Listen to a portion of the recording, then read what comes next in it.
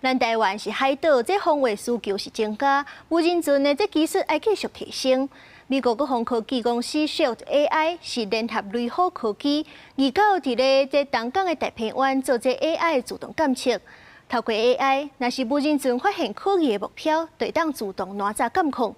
不過，雷虎科技的董事長也表示講，若是要繼續提升咱的國防能力，需要更較充足的預算。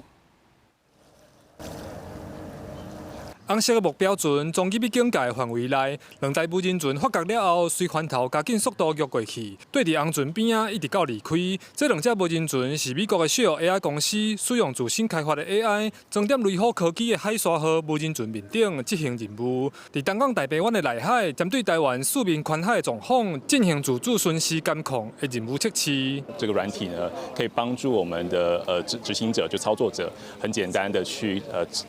定義一個任務。那這個任務給這個指令之後呢，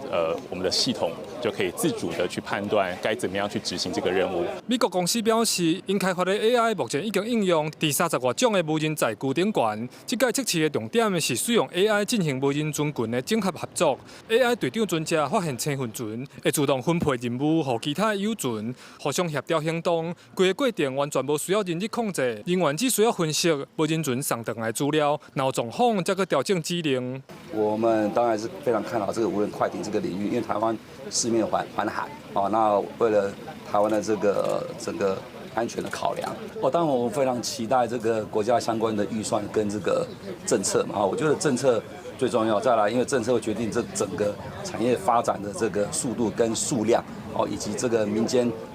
對這個國防產業的認同。雖然規個測試過程算順利，不過雷虎科技董事長陳冠如表示，嘛是愛預算有夠，才有法度提升防衛能力。畢竟國防產業發展的技術和速度，攏是全民所仰望的。記者柯秉哲，屏東報道。